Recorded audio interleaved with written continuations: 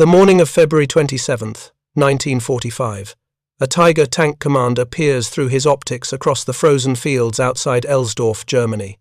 His 75mm gun has already dispatched dozens of American Shermans over the past year.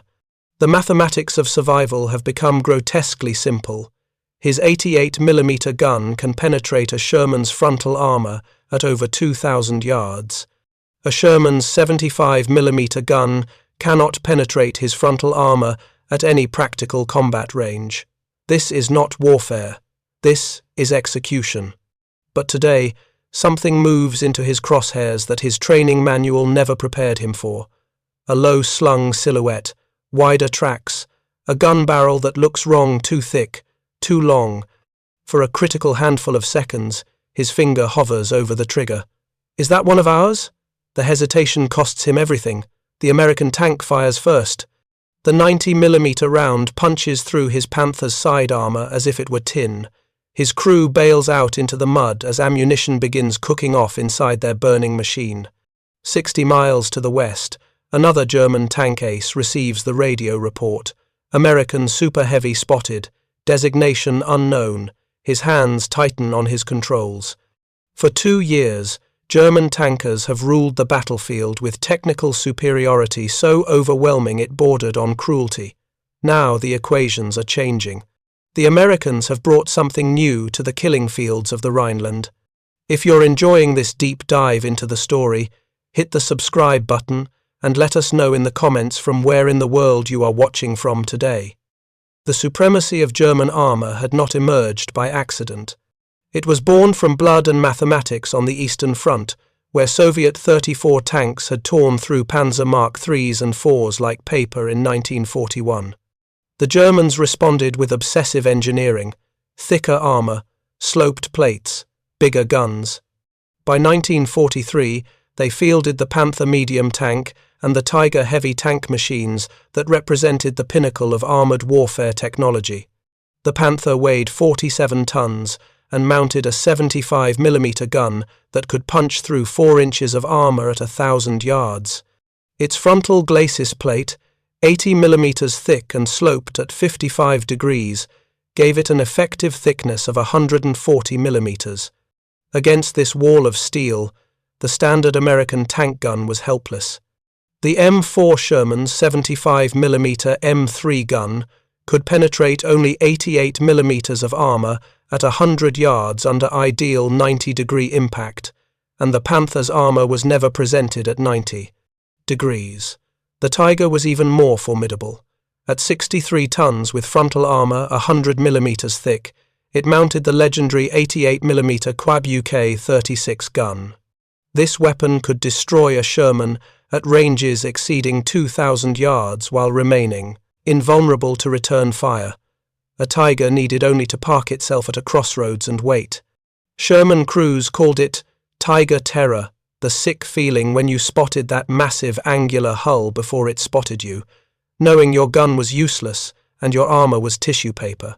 American tanker Bill Harris of the 2nd Armored Division watched this mathematics of despair play out repeatedly in France. We had been assured by our officers before we invaded France in 1944, he recorded, that our Sherman tanks could take care of any Nazi armor we met there. Harris lost 3 Shermans during the campaign. Each time, the German gun destroyed his tank before he could get close to a range where his own gun might be effective. The numbers told a brutal story. When American ordnance tested the Sherman's 75mm gun against captured Panther armor, they discovered it could not penetrate the Panther's frontal glacis at any range, not at 1,000 yards, not at 500 yards, not even at point-blank range.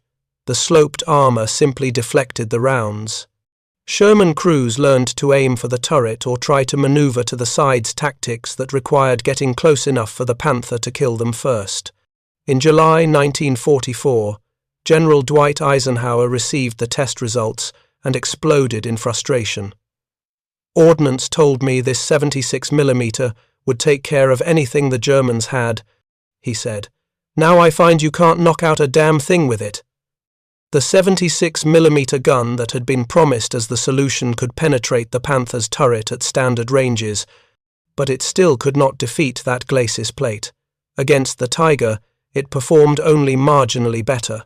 The German tank crews understood their advantage with cold precision. They deployed Panthers as the standard Panzer of their armoured divisions by 1944, supported by Tigers in heavy battalions. At the Battle of Aracourt in September 1944, German Panthers devastated American tank formations. The Americans learned to attack in numbers, accepting casualties as the cost of overwhelming superior tanks. Standard doctrine for a 5-tank Sherman platoon engaging a Panther required one section to draw the Germans' fire, while another section manoeuvred to flank and engage from the side or rear. This was the calculus of industrial warfare. America produced nearly 50,000 Shermans during the war. Germany managed only 9,000 Panthers and fewer than 1,400 Tigers. The Americans could afford to trade tanks at ratios of 3 or 4 to 1. The Germans could not. But for the young men inside those Shermans, this strategic mathematics offered cold comfort as they watched their friends burn. The psychological impact rippled through American armoured units. Morale plummeted.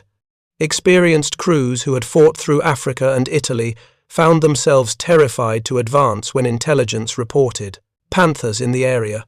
The tank that had seemed adequate against Panzer Mark IIIs and early Mark IVs in Tunisia was revealed as obsolete against Germany's 1943 generation of armour.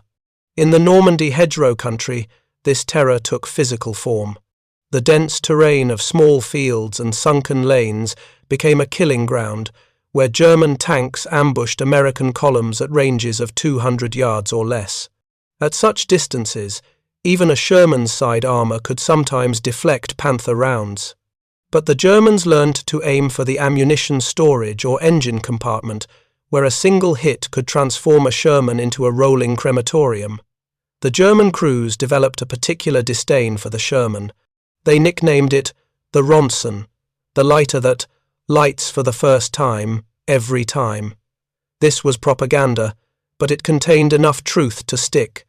The Sherman's gasoline engine and ammunition storage made it prone to catastrophic fires when penetrated. German tankers would knock out a Sherman, watch the crew bail out, then wait to see if another Sherman would advance to rescue or recover the damaged vehicle. Often one did. They killed that one too. By the winter of 1944, this technical superiority had calcified into doctrine.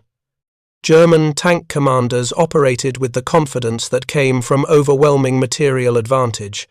A single Tiger or Panther could hold a crossroads against an entire American company if the terrain favoured defence. The German tanks didn't need to manoeuvre or take risks. They simply needed to be present, and American armour would die trying to dislodge them. The Battle of the Bulge in December 1944 demonstrated this reality with savage clarity. German armoured columns, lavishly equipped with Panthers and King Tigers, smashed through American lines in the Ardennes. Green American divisions and exhausted units that had been chewed up in the Hurtgen forest faced fast-moving Panzer formations that they could not stop with existing weapons. Shermans burned by the dozens. Tank destroyer battalions equipped with 3-inch guns or 76mm guns found themselves outranged and outgunned. The American response to this crisis had been years in the making, delayed by bureaucratic infighting and misguided doctrine. Since 1942, the U.S. Ordnance Department had been developing a heavy tank to match German armour. The T-26 program produced a tank with a 90mm gun and 4 inches of sloped frontal armour, but Army Ground Forces, led by General Leslie McNair, opposed its production. McNair believed tank destroyers should handle enemy armour, while tanks supported infantry and exploited breakthroughs. He argued the T-26 was too heavy for European bridges, too difficult to maintain, and unnecessary, because the 76mm gun would be adequate. His opposition delayed production until November 1944, when the first T-26E3 tanks finally rolled off assembly lines in Michigan. The T-26E3 represented a fundamental shift in American tank philosophy. At 46 tons, it was heavier than the Sherman, but lighter than German heavies.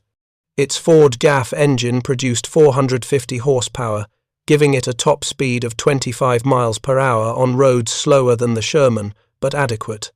The 90mm M3 gun fired armor-piercing rounds at a muzzle velocity of 2,650 feet per second, roughly comparable to the Tiger's 88mm gun. But the real advantage lay in the ammunition. The M82 armor-piercing capped round could penetrate 88mm of armor at 1,000 yards. More critically, Ordnance had developed the T-30E16 HVAP round a tungsten core penetrator that could punch through 167mm at 1,000 yards. This round could defeat any German tank from the front at combat ranges. In January 1945, as German forces reeled from the failure of the Bulge offensive, 20 T-26E3 tanks arrived in Antwerp, Belgium. They were designated for a special mission called Zebra, a program to introduce new weapons to the European theatre under close observation. Major General Gladion Barnes, Chief of Ordnance Research and Development, personally accompanied the tanks to Europe. The 20 Pershings, they received the official designation M26 and name Pershing in March, were divided between the 3rd and 9th Armoured Divisions of the First Army. These divisions faced the most contact with German heavy armour in the drive toward the Rhine. Each received 10 tanks. The 3rd Armoured Division allocated 1 Pershing to each of 10 tank companies in their armoured regiments, pairing it with 4 Shermans to create mixed platoons. The crews selected for these tanks were veterans, the best tank commanders and gunners the divisions possessed. They needed to learn the new vehicle quickly while maintaining combat readiness. The Pershing shared enough controls with the Sherman to make training relatively straightforward. The gun traverse controls were similar. The vision blocks and periscopes were familiar. But there were differences that took getting used to. The Sherman had a firing button on the floor, activated by the gunner's foot. The Pershing had a trigger on the gun traverse grip. The turret was more spacious, allowing the loader to work more efficiently.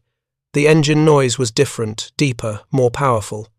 And the whole vehicle sat lower, more stable, presenting a smaller silhouette than the tall Sherman. On February 23rd, Major General Maurice Rose, commander of 3rd Armoured Division, attended a demonstration firing of one of the Pershings. The crew set up targets at 1,200 yards, a damaged farmhouse chimney. Rose and his staff officers stood nearby to observe.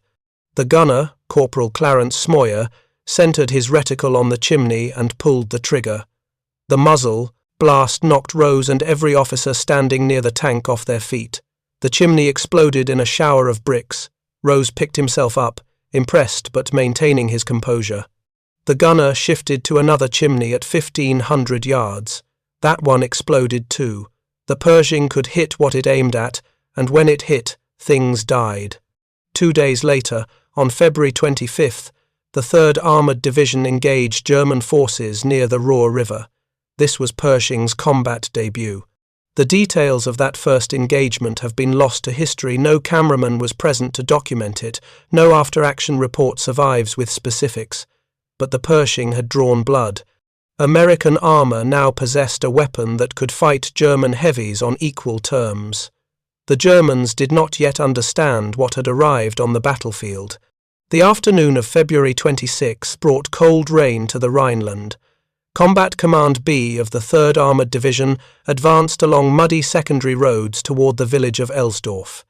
Leading Task Force Wellborn was Pershing No. 38, nicknamed Fireball by its crew.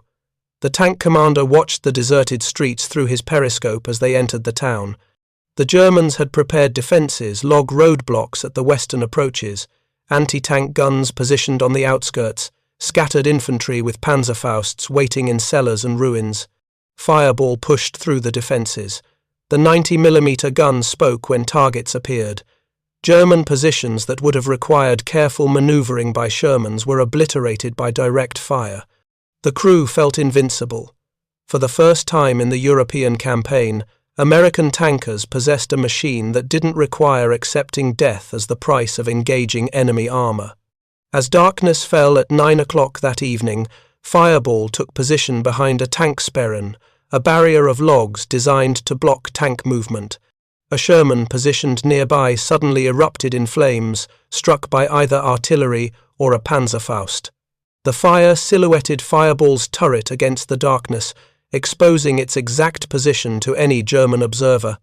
They had perhaps seconds to react. The Tiger tank had stalked to within 100 yards, using the noise of multiple tank engines to mask its approach. Its 88mm gun had perfect aim. The first round punched through Fireball's gun mantlet on the front of the turret, penetrating the armor joint where the gun met the turret face. Inside, Corporal John McGraw, the gunner, died instantly. Private Francis Rigdon, the loader, was killed beside him. A second 88mm round hit the muzzle brake on the Pershing's gun barrel. The impact jammed the barrel and detonated the 90mm round loaded in the chamber. The explosion vented through the breach, filling the turret with flame and smoke. The surviving crew members bailed out into the night, abandoning the burning tank. The Germans had drawn first blood against the Pershing. The Tiger crew, after destroying the American Super Heavy, attempted to reverse away from the scene. Their tank became hung up on a pile of rubble, the tracks losing traction. After several attempts to free the vehicle, the German crew abandoned it rather than risk being captured inside a trapped tank. Both machines sat disabled in Elsdorf's streets as American and German forces traded artillery fire through the night. The next morning, February 27th, Task Force Lovelady to the southeast prepared to repel a German counterattack.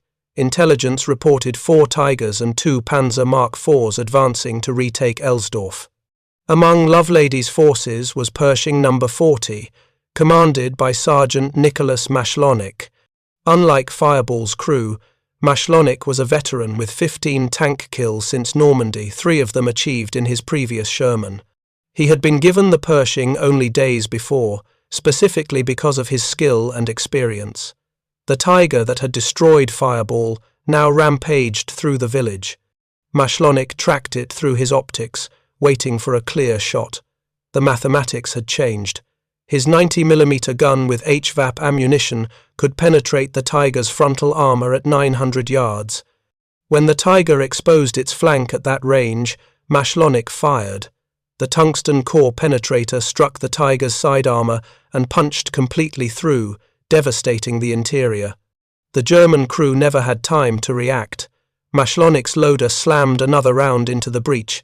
They fired again, confirming the kill. The Tiger that had destroyed the first Pershing burned in the street. During the course of that long morning, Mashlonik's crew spotted 3 Panzer Mark IVs operating west of the destroyed Tiger. Mashlonik hit 2 of them, each receiving an armor-piercing round, followed by a high-explosive shell to ensure destruction. The 3rd Panzer IV retreated rather than face the American gun. In a single engagement, 1 Pershing had destroyed 4 German tanks, reversing the kill ratios that had prevailed throughout the campaign. The Germans began to understand they faced something new. Radio reports spread through Panzer units. American Super Heavy tanks in the Rhineland. Unknown designation. Appears equal to Tiger. Gun comparable to 88mm. Engage with caution. For crews who had operated with technical superiority for 2 years, the reports created unease. The comfortable equations of combat had been disrupted. On March 1st, elements of the 9th Armoured Division prepared to advance toward the Rhine. Among their 10 Pershings was a crew that had trained extensively on the new tank. Their company commander decided to test the Pershing's capabilities before committing it to combat. He ordered the crew to demonstrate the gun's accuracy at extended range. The gunner aimed at a target 1,500 yards distant and fired. The round struck precisely where it was aimed. The company commander was satisfied. More critically, the tankers around him gained confidence. They had seen Shermans bounce rounds off German armor at ranges where the Germans could kill them easily. Now they possessed a weapon that could reach out and destroy targets at 1,500 yards with first-round accuracy. As March arrived, the Western Allies drove toward the Rhine River, the last major natural barrier protecting Germany's heartland. The city of Cologne stood on the river's western bank, a major urban centre that had been devastated by over 260 air raids during the war. 95% of the population had fled or died. The Cologne Cathedral still stood, damaged but defiant, its Gothic spires visible for miles across the ruins. The 3rd Armoured Division approached Cologne from the northwest on March 5th. Major General Maurice Rose commanded the division in its role as vanguard of the assault. The armoured divisions worked with infantry, the heavy tanks providing cover, while soldiers cleared buildings and provided intelligence on German positions. Among Rose's forces were several of the Pershings, now designated M26 and officially named after General John Pershing. The division entered Cologne on March 6th. 2 streets led toward the Cathedral Square and the Rhine beyond. On one street, 2 Shermans from Fox Company advanced, supporting infantry. The tankers could see the cathedral's spires rising above the rubble. They moved cautiously through debris-choked streets, unaware that a Panther tank from Panzer Brigade 106 Feldherrnhalle waited in ambush near the train station. The Panther's position was perfect. Its commander, Oberleutnant Wilhelm Bartelborth, had positioned his tank to cover the intersection near the cathedral. Behind him, the Hohenzollern Bridge had been demolished by retreating German forces, trapping his crew on the western bank. Bartelborth had chosen to make a stand rather than abandon his tank. Perhaps he fought for the symbolic importance of the cathedral. Perhaps he simply had nowhere left to retreat. Either way, he waited with his crew, guns aimed at the street where American armour would appear. The 2 Shermans stopped at a pile of rubble blocking their advance. They called for a bulldozer to clear the obstruction. The pause placed them perfectly in Bartelborth's kill zone. His gunner had the range. The Panther's 75mm gun fired twice in rapid succession. Both rounds struck the lead Sherman's turret. The tank commander, wounded, struggled out of the hatch. His leg had been severed below the knee. Other crew members tumbled from hatches, stunned and bleeding. The gunner fell headfirst to the street. 3 of the 5-man crew died in or near the tank. The 2nd Sherman attempted to reverse away from the ambush. The Panther's gunner put a round through its tracks, immobilizing it. The crew bailed out before the next shot arrived, escaping into the ruins. The Panther waited for the next American tank to appear. Bartelborth's crew had destroyed or disabled multiple American tanks throughout the war. This was familiar work. The Americans would send more Shermans. They always did. On the next street over, Staff Sergeant Robert Early commanded Pershing Eagle 7. His crew heard the radio chatter about the ambush. The bow gunner, Homer Davis, wore his signature knit tanker's hood. The driver, William McVeigh, kept his periscope, trained forward as they manoeuvred through the ruined streets.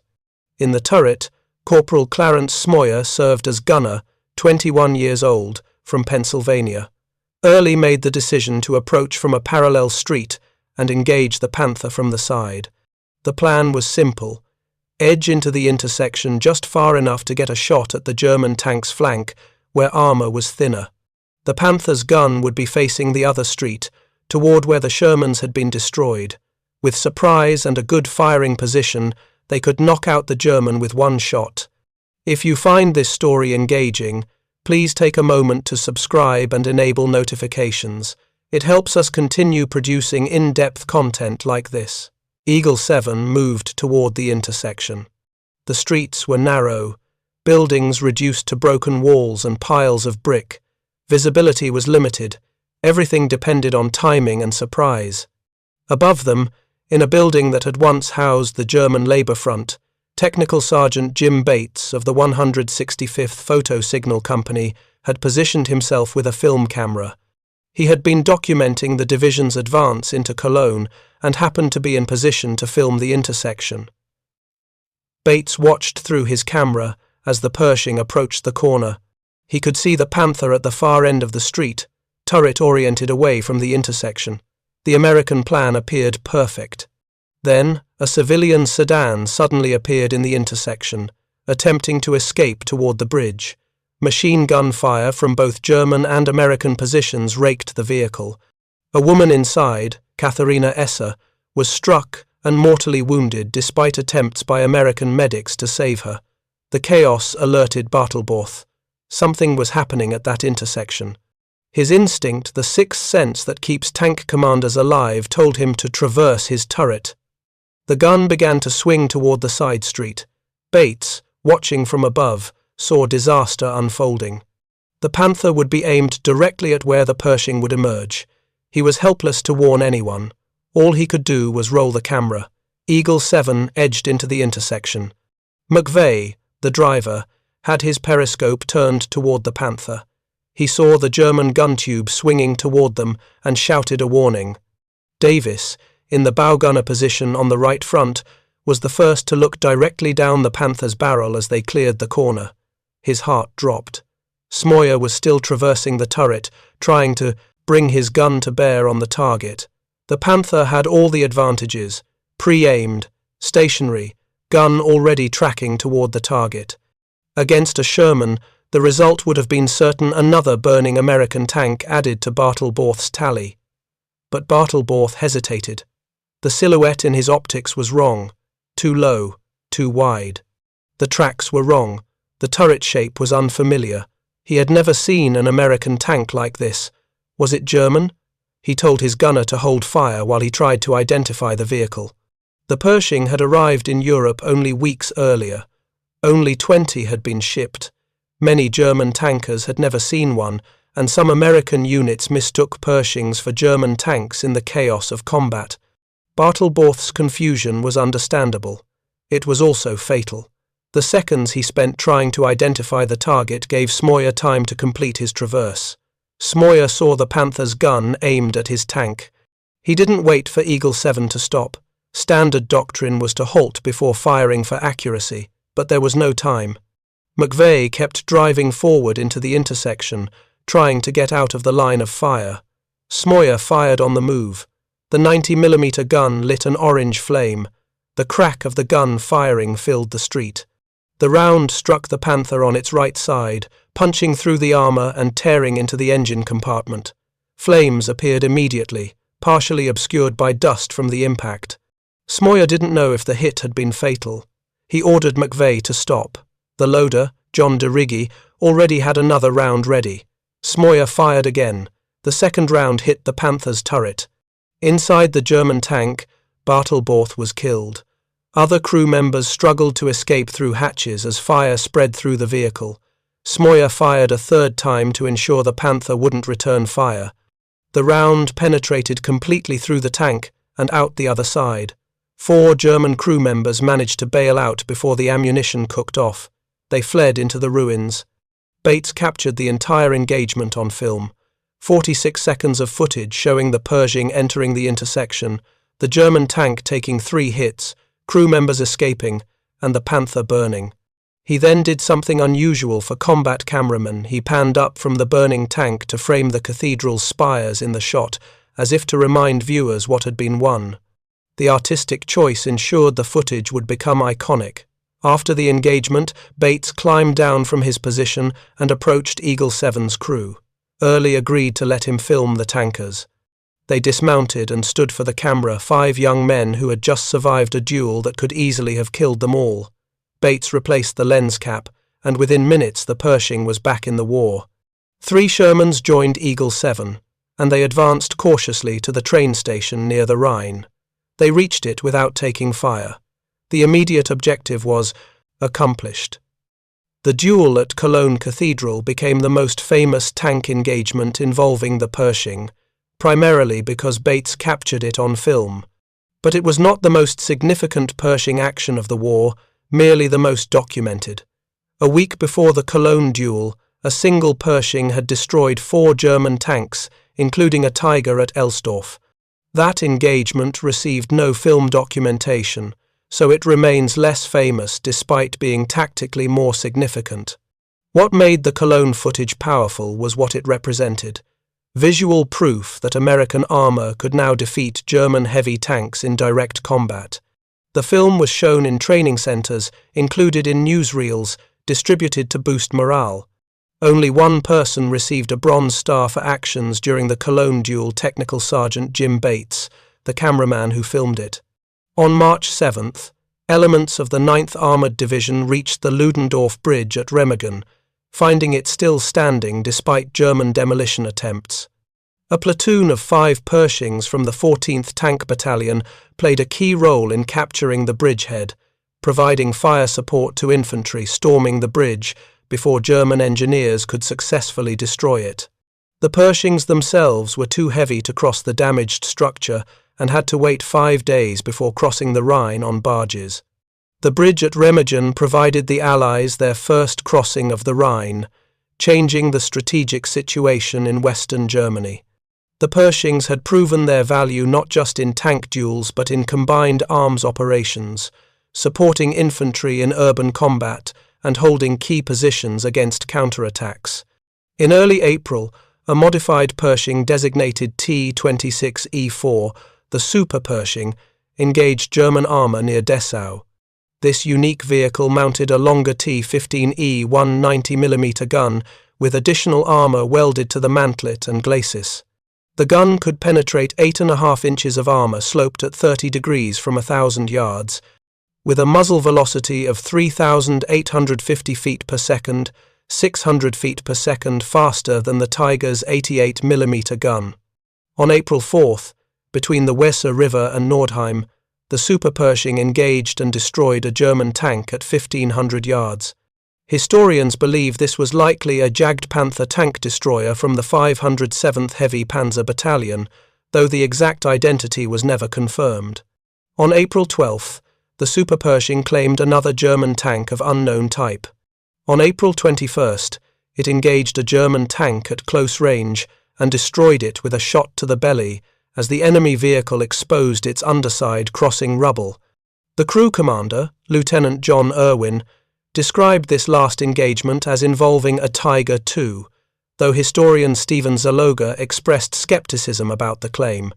At that stage of the war, with German units disintegrating and records incomplete, positive, identification of specific enemy vehicles was often impossible. The Super Pershing may have destroyed a Panzer IV or another Panther rather than a King Tiger. Regardless, it had demonstrated that American armor technology had caught up to Germany's best. By mid-April 1945, 185 Pershings had arrived in the European theatre. Most saw limited combat. A post-war report on the Zebra mission noted that German armor had been so crippled as to present a very poor opponent, and the cessation of hostilities, so soon after forming these companies, precluded the gaining of any real experience. The Pershings arrived too late to make a strategic difference in the European war, but they made a profound psychological difference to the men who fought in them. For the first time since encountering Panthers and Tigers, American tankers possessed a machine that didn't condemn them to death in frontal engagements. The confidence this inspired cannot be measured in after-action reports or kill ratios. It was the difference between advancing toward contact with resignation and advancing with the expectation of victory. The German reaction to the Pershing was harder to document. Few German tankers survived the war to give detailed accounts, and those who did often had incomplete information about what they faced. What is clear from the fragmentary evidence is that German tank crews found the Pershing deeply unsettling not because it was invincible, but because it was equal. The mathematics that had favored them for 2 years no longer applied. A Panther could still destroy a Pershing, as the engagement at Elsdorf proved. The Tiger remained formidable. But the Pershing could destroy them in return from combat ranges, and it had armor thick enough to survive some hits that would have gutted a Sherman. More critically, the Americans had hundreds of Pershings in production and could afford losses. Germany's tank production had collapsed under Allied bombing and resource shortages. Every Panther destroyed was irreplaceable. German tank doctrine had evolved around overwhelming qualitative superiority. A single Tiger or Panther could hold defensive positions against multiple Shermans because the German tank could kill at ranges where it was safe from return fire. Against the Pershing, this doctrine failed. A Panther engaging a Pershing faced actual risk. The comfortable equations no longer held. This was the irony that German tank aces confronted in those final weeks of the war. They had laughed at the Sherman's 75mm gun, knowing it was helpless against their armor. They had developed casual disdain for American tanks, treating engagements as target practice. Then the Pershing arrived with its 90mm gun, and suddenly German tanks were dying at ranges where they had previously been invulnerable. The technical specifications told the story. The Pershing's M82 armor-piercing round could penetrate the Panther's gun mantlet at 800 yards and its turret front at the same range. With HVAP ammunition, it could defeat the Panther's glacis plate at 450 yards and the King Tiger's glacis at 100 yards. More importantly, it could defeat any German tank's side or rear armor at combat ranges. The 90mm HVAP round, when it became available, changed the calculation entirely. An ordnance report issued in January 1945 made this explicit. This shot will penetrate all plates of the German Panzer V Panther and King Tiger tanks. It will defeat the glacis plate of the Panther at ranges up to 450 yards and of the King Tiger at 100 yards range. Up to ranges of 800 yards, the shot will penetrate the gun mantlet and turret front of both the Panther and King Tiger tanks. For German crews who had operated with impunity since 1943, this represented a complete reversal of battlefield dynamics. They could no longer simply park their tanks in good firing positions and wait for American armor to be destroyed trying to close range. Every engagement now carried real risk. The Americans had achieved parity. The mathematics of armored warfare had fundamentally changed, but the war ended before those changes could be fully exploited. On May 8, 1945, Germany surrendered. Of the approximately 2,212 Pershings produced by that date, only 20 had seen combat in Europe before the war ended. Another 310 had been shipped to Europe by V-Day, with about 200 issued to troops. The exact number that engaged in actual combat remains unknown, lost in the incomplete records of those chaotic final months. The Pershing's combat record, limited as it was, demonstrated capabilities that would have been decisive had the tank arrived a year earlier. In encounters with Tigers and Panthers, the M26 performed well. The 3rd Armoured Division's Pershings destroyed at least 2 Tigers and 1 Panther at ranges up to 1,000 yards, capabilities previously afforded only to German heavy tanks. The psychological impact of these engagements far exceeded the tactical results. Corporal Clarence Smoyer, the gunner who destroyed the Panther at Cologne Cathedral, survived the war and returned to Pennsylvania. For decades, he rarely spoke about his experiences. The memory of Katharina Esser, the civilian woman killed in the crossfire before his engagement with the Panther, haunted him. In 2013, at age 89, Smoyer returned to Cologne. He met with historians and descendants of the German crew, seeking some form of closure for events that occurred 68 years earlier. Smoyer watched the 46 seconds of film that Technical Sergeant Jim Bates had captured. "It brought chills to my body," he said in an interview. "It took me right back to the awful feelings, all the bad stuff. It was a real challenge to watch it, but I did." The footage that had been used for propaganda and morale building carried a different meaning for the man who lived through it, a reminder of fear, chaos, and the death of an innocent woman caught between armies. Oberleutnant Wilhelm Bartelborth, the Panther commander killed at Cologne, never learned what type of tank had destroyed his vehicle. His daughter later told documentary filmmakers that her father had told the family, before his death, about encountering an unfamiliar American tank. He had believed it might be German because it looked nothing like a Sherman. That confusion, that moment of hesitation, cost him his life. It also illustrated how few German tankers had encountered Pershings before the war ended. The Pershing designated Fireball, knocked out at Elsdorf on February 26, was salvaged and repaired. Ordnance troops inspected the damage, photographing the penetration through the gun mantlet where the Tiger's 88mm round had entered. The photographs became part of technical reports on the Pershing's armor vulnerability.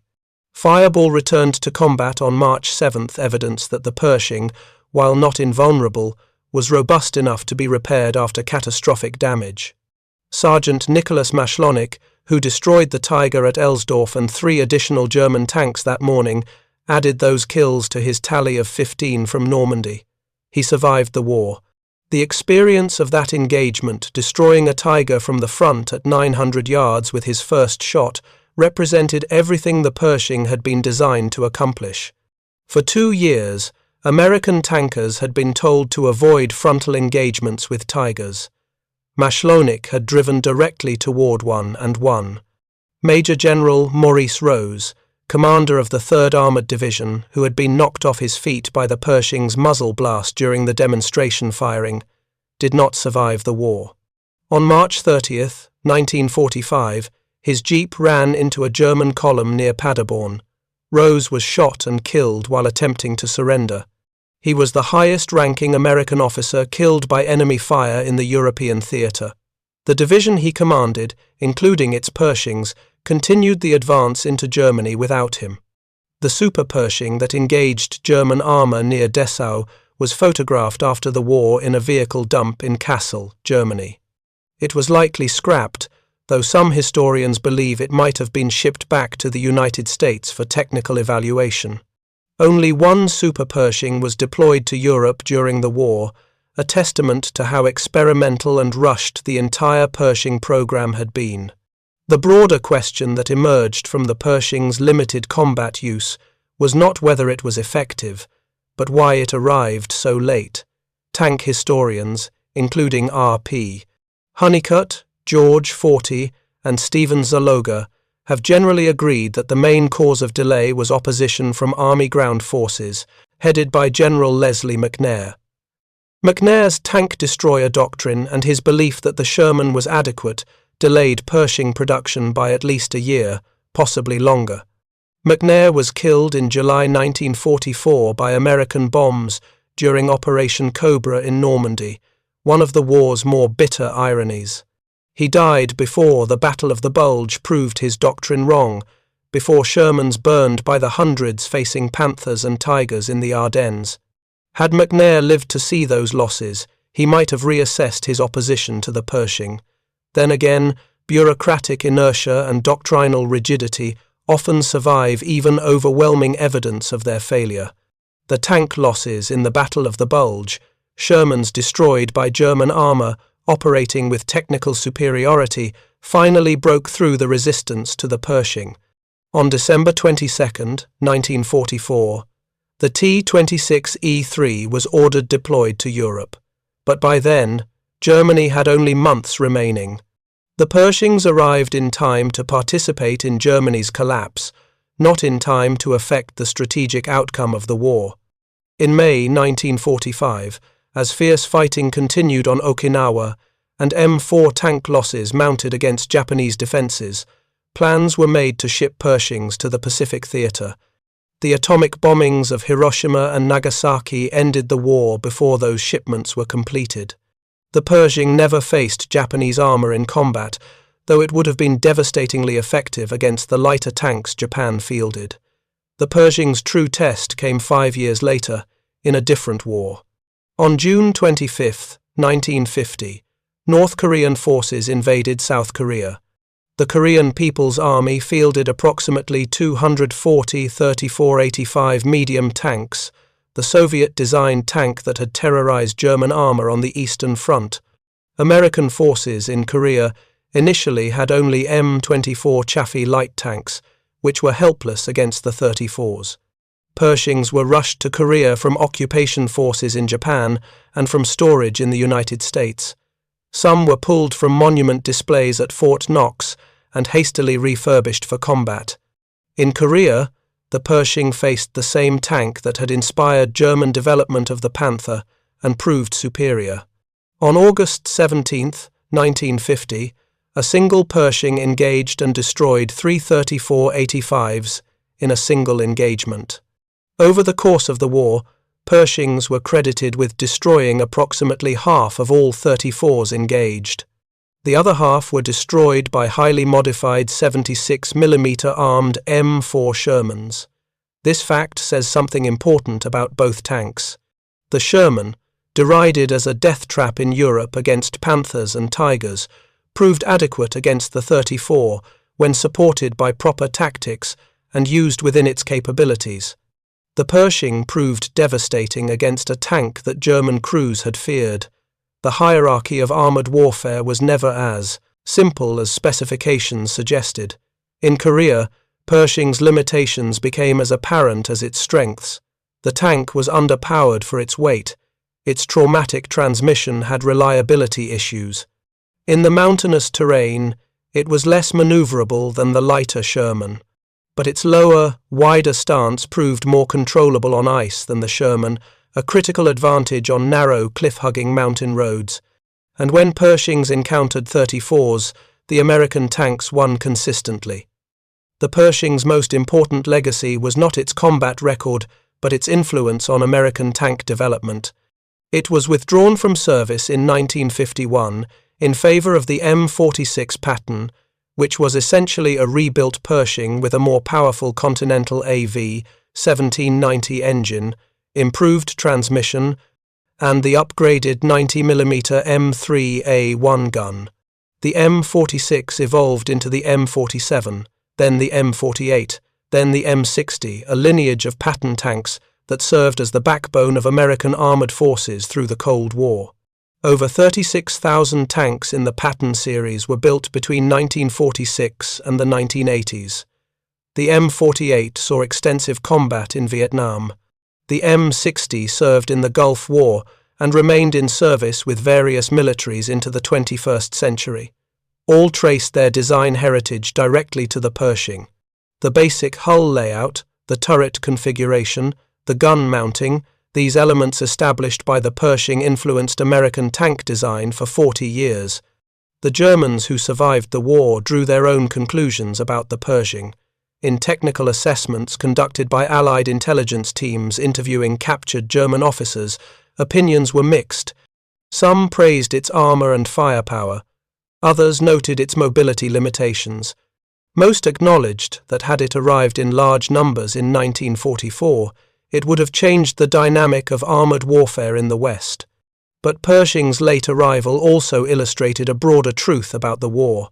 By 1945, Germany's defeat was inevitable regardless of specific weapons systems. The nation had been bombed into rubble, its industrial capacity destroyed, its fuel supplies exhausted, its armies compressed into an ever-shrinking perimeter. Even if no Pershings had been deployed, the outcome would have been the same. The strategic situation had been decided by logistics, industrial production, and the grinding mathematics of attrition. What the Pershing changed was not the war's outcome, but the experience of the men who fought in tanks.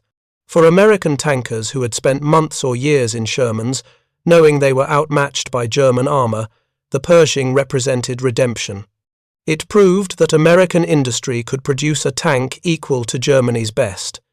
It demonstrated that American crews, given adequate equipment, could defeat German veterans in direct combat. The psychological dimension of this cannot be overstated. The Sherman crews who fought through Normandy and the Ardennes had done so with extraordinary courage, accepting horrific casualties because those casualties were necessary to achieve victory. They had been told repeatedly that their tanks were adequate, that German armour was overrated, that American tanks were designed for different purposes.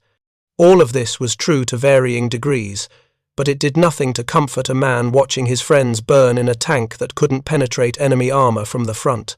The Pershing told those men that their suffering had been seen, that their complaints had been heard, that the army had finally provided them with adequate equipment. It came too late for thousands who died in Shermans, but it came.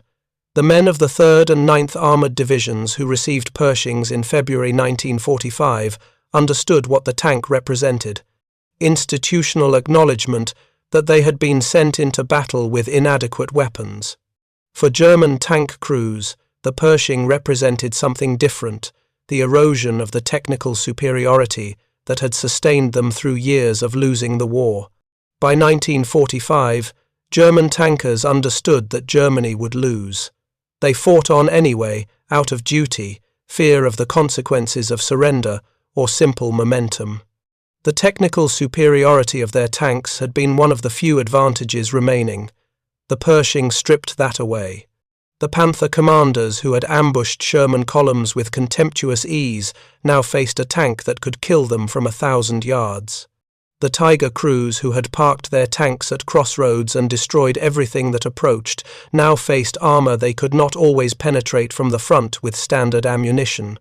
The calculations that had kept them alive: stay at long range, engage from good firing positions, trust in superior armor, became unreliable. This was perhaps the most profound irony of Pershing's introduction. German tank aces had spent years perfecting the art of killing American tanks. They had developed tactics, honed their skills, learned to read terrain, and anticipate American movements. They knew the Shermans' weaknesses intimately: where to aim to penetrate the thin side armor, how to target the ammunition storage to ensure catastrophic fires, when to hold fire to ambush multiple vehicles. All of that expertise remained relevant against Shermans, but against the Pershing it was insufficient. The German crews who encountered Pershings discovered that the tank they faced was not the tank they had trained to fight. Its armor was thick enough to stop rounds that would have destroyed a Sherman. Its gun could penetrate German armor at ranges where German guns could penetrate it. The comfortable advantage had evaporated. Wilhelm Bartelborth's confusion at Cologne Cathedral, that fatal moment where he couldn't identify whether the tank entering the intersection was friend or foe, symbolized this disruption. He had spent the war identifying American tanks instantly and destroying them. The silhouette that appeared in his optics matched no template in his experience. In the seconds he spent processing this new information, his opportunity to fire first disappeared. The hesitation killed him. One can imagine similar moments in other engagements throughout March and April 1945. A Panther commander spots an American tank at 800 yards and prepares to fire, confident of a kill. The American tank fires first, and the Panther's turret rings with the impact of a 90mm round penetrating armor that should have been safe at that range. The German crew bails out, stunned that an American tank destroyed them from the front at medium range, something that hadn't happened since they faced British Fireflies with 17-pounder guns. Or a Tiger commander holds a defensive position, his 88mm gun covering an approach route. An American column appears. He identifies the lead vehicle as something other than a Sherman: larger, lower silhouette, different turret shape. He fires. His round hits the American tank's frontal armor and bounces off. Before he can fire again, the American's 90mm gun flashes. The Tiger takes a hit that penetrates its gun mantlet. The German crew abandons the vehicle. These engagements, multiplied across dozens of encounters in the war's final weeks, represented the collapse of a paradigm. The rules that had governed armoured combat since 1943 no longer applied. German tankers could no longer rely on technical superiority to compensate for deteriorating strategic circumstances. They were now fighting a two-front war where they were outnumbered, outproduced, and for the first time occasionally outgunned. The laughter with which German crews had greeted Sherman's 75mm guns bouncing off their armor died in the throats of crews who watched 90mm Pershing rounds punch through plates that should have been invulnerable. The contempt they had felt for American tanks, justified by 2 years of technical dominance, evaporated when Pershings destroyed Panthers at ranges where Panthers had previously been safe. In the broader context of World War II, the Pershing was a footnote. It arrived too late and in too small numbers to affect strategic outcomes. The war in Europe was decided by Soviet advances in the East, Allied air supremacy, the collapse of German industry, and the exhaustion of German manpower. 20 Pershings engaging German armour in the Rhineland made no difference to those realities. But in the narrow context of armoured warfare, the Pershing represented a profound shift. It proved that American industry, when finally motivated to do so, could match German tank technology.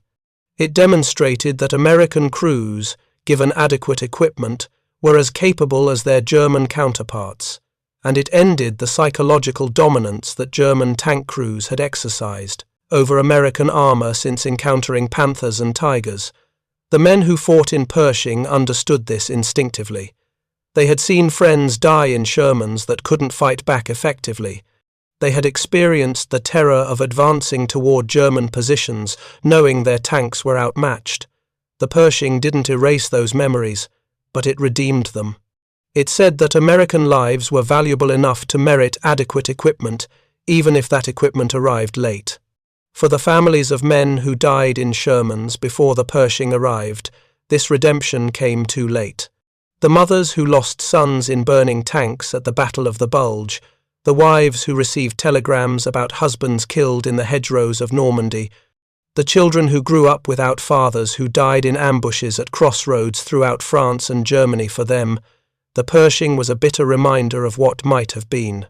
The technical debates that delayed the Pershing's production were conducted by officers who would never ride in a tank, never face an 88mm gun at 2,000 yards, never watch friends burn alive in vehicles inadequately protected against the weapons they faced.